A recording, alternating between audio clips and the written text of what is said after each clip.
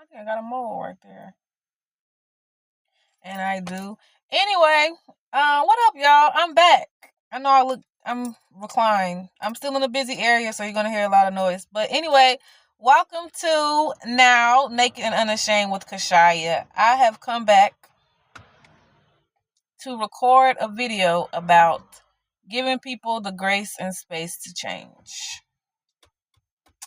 Giving people the grace and space to change. Okay. I think this is a needed topic because oftentimes when we look at um, God's line of work, right? God didn't necessarily spend all of his time with those who were already of the faith, those who already believe, right?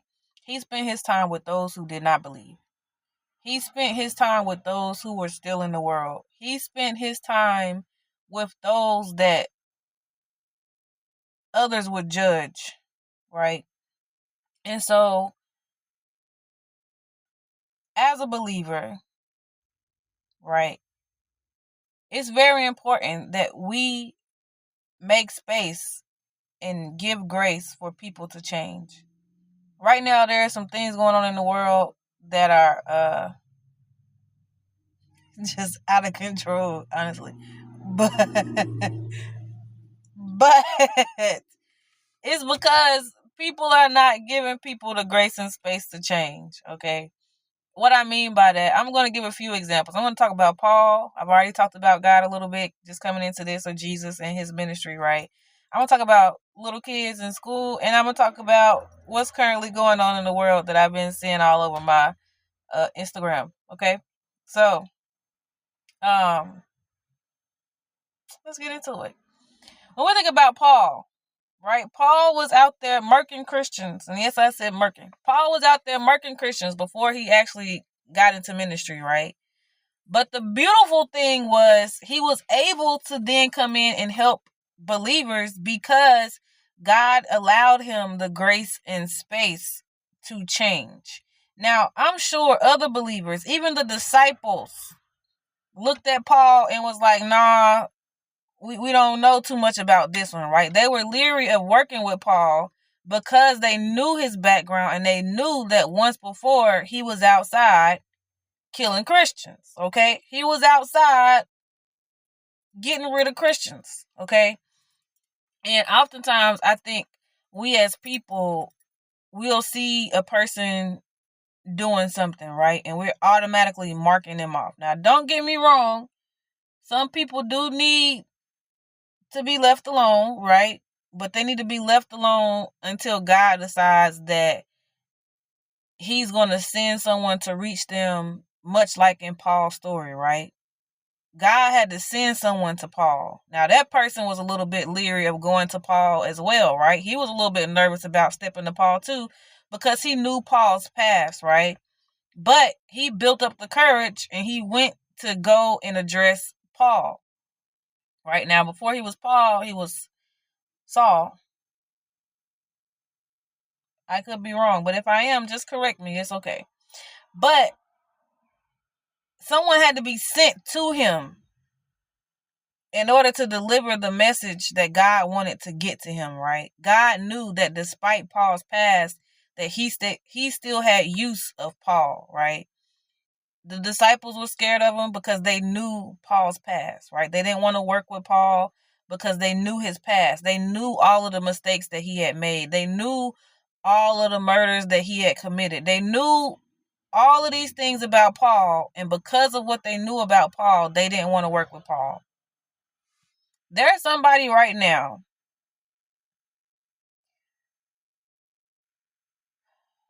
in the media, mainstream, okay, in the industry, and it's a lot of people that's not coming up off this person, okay? It's a lot of people that's not. And they have their reasons for why they're not coming up off of this person, right? But as believers, as people of faith, if we don't give people the grace and space to change, and we're always attacking every little thing that they do when they do decide to change, and they're making a change that's in a healthy direction, that's jacked up as a believer. That's really jacked up as a believer. And I say that because we have examples like Paul, right? Paul was a hot mess that most Christians would consider him a hot mess because he was outside killing us. He was outside killing the Christians. But God still had use of Paul, right? He still had use of Paul. And if we are God's children and we're supposed to be an example or a reflection of him, why are we unable to give people the grace and space to make changes? We're not going to like everything everyone does. There are some things I don't like about people. I love them still, right?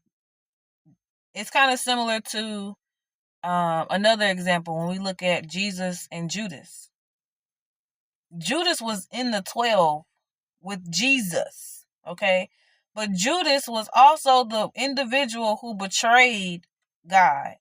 Now, one thing that I have taken from Judas and Jesus when I look at the story of them, right, is God knew that Judas was going to betray him. But God kept Judas close enough, but also at a distance at the same time, right? Judas was in the mix, but he wasn't in the mix at the same time. But he was still close enough to God to have access to God, right? Even though God knew Judas was going to betray him, we don't see in the word where God treated Judas any differently than he treated any of the other 12. Why is this important? Sometimes you'll know the very person that's going to betray you. And because of the path or perfect, because of the path or purpose that God has destined for you, he still makes use of even the people that betray you.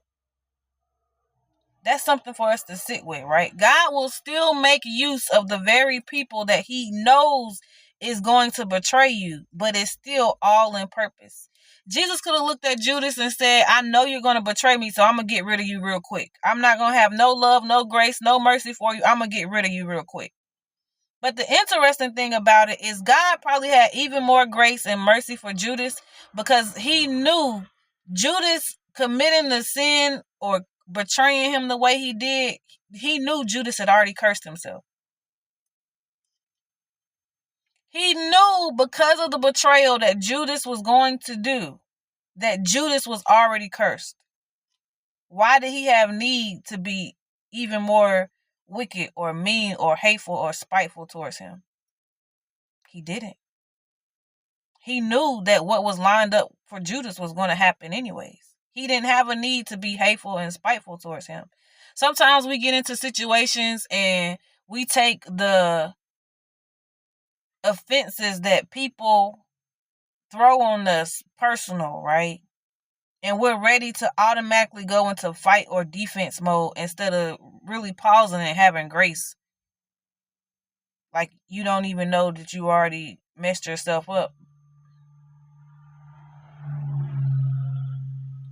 When people are changing and it's something that they're doing that's outside of their typical box, right? Because some of your favorite things that you are known for puts you in the box, right? Like if you're known for only creating art and the art that you create is only what's that kind of music called? Techno music, right? You make the music where they pop and they jumping around in the little I call it techno music. I don't know what it's called. I'm not a music head, okay? I like music, but I'm not a music head. Let's say that's what people know you for. Like they know you're gonna make the party like the little loopy air music. I don't know what it's called, but let's say people know that you make music like that, right? And then you turn around and you want to make music where you're being more vulnerable or you're having music that's a little bit more mature than what people typically know you from. That's stepping outside your box. And it's not stepping outside of your box in a bad way. It takes a lot, especially for a person who is not typically vulnerable in a certain way to create art or something where they are being vulnerable. It takes a lot for a person to do that. So when a person decides that that is something that they want to do and then you immediately attack their work, that's not going to make them want to remain open and vulnerable. That's going to make them close up. And depending on the individual, right, they might revert back into familiar or comfortable behaviors, right? We have to give people the grace and space to change. When Paul was called by God and went and removed the scales from his eyes, right? So he could see, so he wasn't blind. Paul then went off for 3 years and nobody knew what Paul was doing, right? Nobody even, they was probably wondering what happened to Paul, right? But Paul was off for 3 years getting himself together so that God could use him. We have to give people the grace and space to change, because if we don't, they'll never want to change. It's just like the little kid in school who is constantly getting in trouble or acting out or misbehaving, right? They're always doing something. All the teachers know them for being bad, right? All the teachers know them because they're always in the principal's office. I used to be that kid, and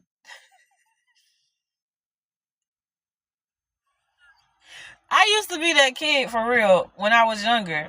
And maybe that's why now I have a heart for the bad kids. I don't know, right? We're going to air quote them as being the bad kids, right? I don't really think they're bad kids. I think they're hurt kids. I think they are kids who need love. And because the love that they may be receiving is not nurturing for them, right?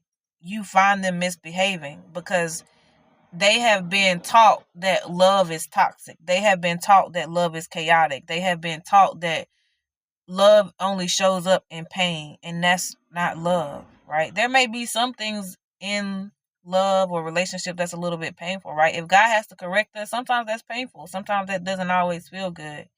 But love covers you. Love protects you. Love makes sure you're straight, right? Love is a lot of beautiful things, but it's not always chaotic. It's not chaotic. It's not toxic. That's not love, right? And so sometimes we'll look at a person who may be misbehaving or acting out, and we don't realize that all they need is that one person to believe in them, and you'll see that their life ends up shifting because they had someone who believed in them when everybody else was saying there'll always be this one way.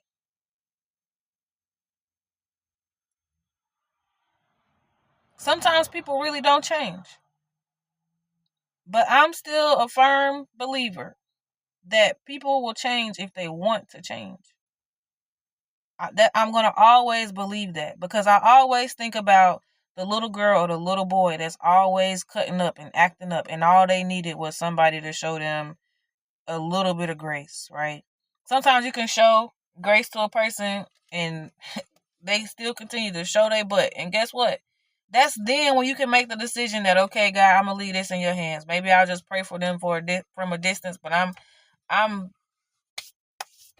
cleaning my hands of it, right? I'm gonna give this person to you, but I'm gonna step away from it until you, God, do what you need to do with this person, right?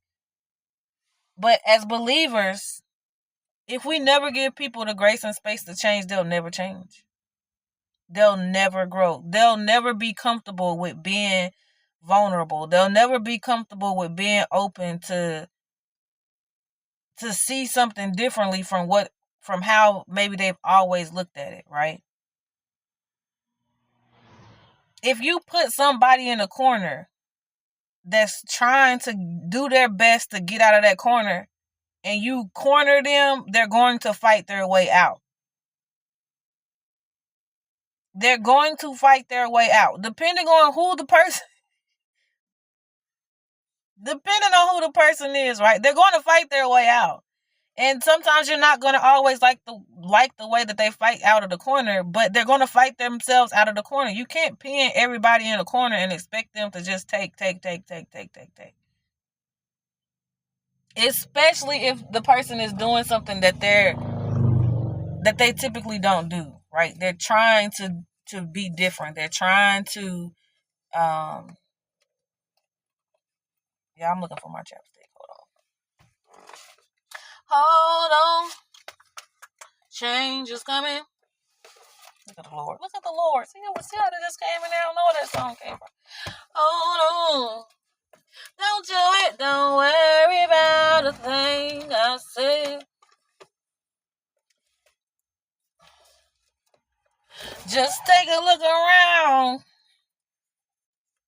Just hold on.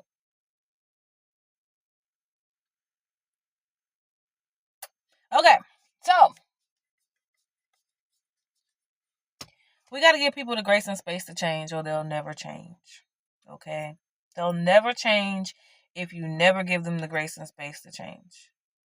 If you continue to constantly say, this is all you'll be, this is who you are, you're never going to change from this incident that happened 50 years ago, and you're never going to change.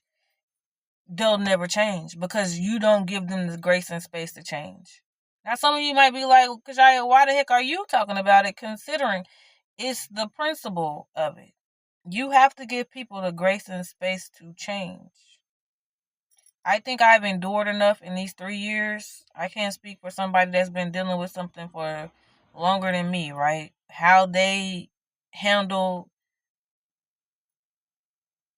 their criticisms and their test is on them, right? But for me and what I've had to deal with, I have to give myself the grace and space to change, right? I know there are people out there who may be rooting for me in the background, and they may even be praying for me and covering me in ways that I don't know. And I appreciate all of you who are doing those things for me, right? I don't know everyone that may pray for me in secret. You sometimes don't know the people who pray for you in secret, right? But there are people out here who you may not even know who are praying for you because they see something in you that maybe you don't see. Just like there are a lot of people who indirectly tell me that they see things in me, right? Of course, I have to put the action behind them for them to come out, right? But sometimes it takes someone getting, I won't say getting beside you, but getting in your ear, right? Having your attention, having just a moment with you to let you know that they believe in you. And if we don't give people the grace and space to change, how are we going to encounter the Pauls of 2026?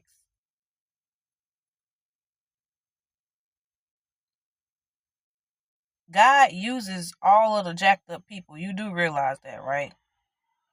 The stories that the people have told about me were jacked up. God is still using me. The story that people might still be trying to tell about me, God is still using me. The story that people may have told about you, the past that you may have walked through or endured, guess what? God is still using you, right? Especially if you're a believer, God is still using you. Even after him knowing all of the things you did, God gave you a second chance to get right, to do better, right? Why don't we give people that same grace? I'm not saying you have to invite the people that betrayed you back into your immediate circle like God had Judas. I'm not saying you got to do that, right? Because even though Judas had access to God, he still had a distance from God. Judas is not always talked about in the rest of the scriptures, but besides being at that dinner table and when he betrayed God, right? So Judas was in the mix. He had access, but he didn't always have immediate access. He wasn't always immediately close and walking with God. He just had access to God because he was in the 12. Even though he betrayed God, God still kept him close because he knew that he had purpose in God's purpose. He didn't immediately get rid of Judas. He just kept him at a distance. He didn't keep him that close. Let people change. Let people show you different sides of them without feeling like you have to try and push them back in the box that you're familiar with, that you're comfortable with when it comes to them. Sometimes people create stuff just because they want to create it. It doesn't necessarily always have anything to do with whether or not you're going to like it. And if you create something and you feel good about it, you feel confident about it, so what if people don't like it? So what if they don't like it? You like it, right? I hope you like the work that you do. I think some people make some pretty dope work. I think anybody who steps outside the box and decides that they want to be vulnerable and that's something that they typically don't do, I think that takes a lot. I think that says a lot about you, honestly. Because you didn't have to be vulnerable, but you chose to be that. And I think that says a lot about a person trying to be different. But whether or not you choose to continue to be different is on you. You have total control over that. And if people don't have control over that, but you have control over that. So we have to give people the grace and space to change, or they'll never change. They'll never change. We keep saying we want to see revival and we want all of these things to take place over the earth. You do realize revival happens when the worst of the worst sometimes. Please don't take this personal. But when the worst of the worst come into the flock, that's revival. It sparks out and it's like, oh my gosh, I want to be a part of this. I want to be on God's side. I want to know more about God. And we're able to bring in people who we may have looked at and they would have been like, oh, I would have never imagined that this person now wants to be on Team Jesus. I think that's what's going to be a little bit in revival, right? It's going to spark something so big that the people that we probably would have least expected are going to decide that they want to be a believer. The people who may have turned from God, turning back to God, that's revival. But if we don't give people the grace and space to change, they'll never change. If you don't have a teacher in the building who's able to see and get on the level of the kid that's always misbehaving, who's able to see that maybe that kid needs love or needs to be, maybe they speak a different language. And there's only one person that speaks that language that can reach that kid. But there's always at least somebody in the building that ends up being able to reach the child that everybody else has already marked off as they're never going to change. I've seen it firsthand. You cannot convince me that people don't change. They change if they want to change. If they don't want to change, they're not going to change. Okay?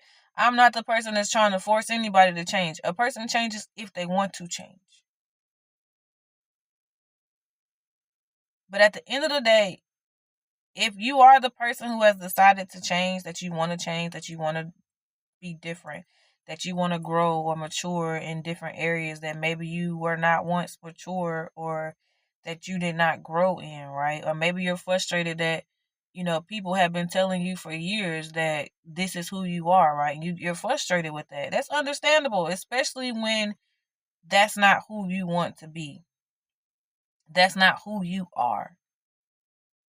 But if you continue to show up in the very same way that people say that you are, and they're saying the same things because you're doing the same things, and that's a little bit different. It's not you changing, it's just you not wanting to carry the weight of your image. People change if you give them the grace and space to change. And I always believe that. The little kids in school who misbehave, they need grace and space to change. They need someone who's going to believe in them. Some people don't change. I'm not saying we should be too blind, right?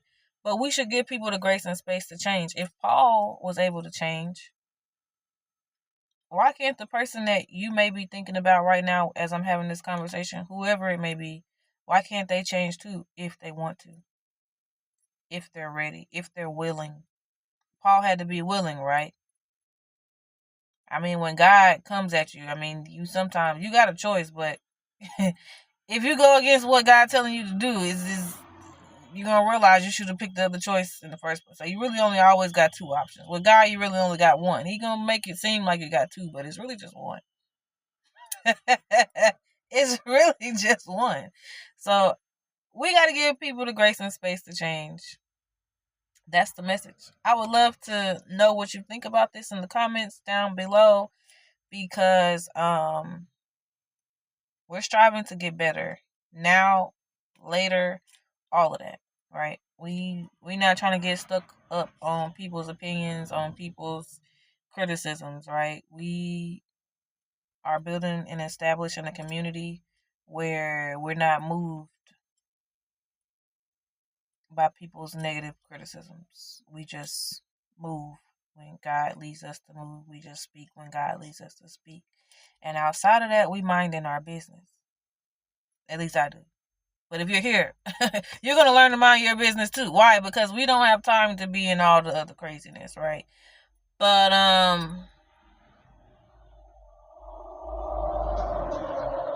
they're jamming in that truck. That's all I got for now. Okay, so I love you later. This video will be posted when it's posted. Today is May the 13th. If it's not 12 o'clock, it's May the 13th. Okay, so, yeah, we'll see when this gets posted. Love you later. Y'all have a great day, night, day, whatever it is, whenever you watch it. Love you later. Deuces.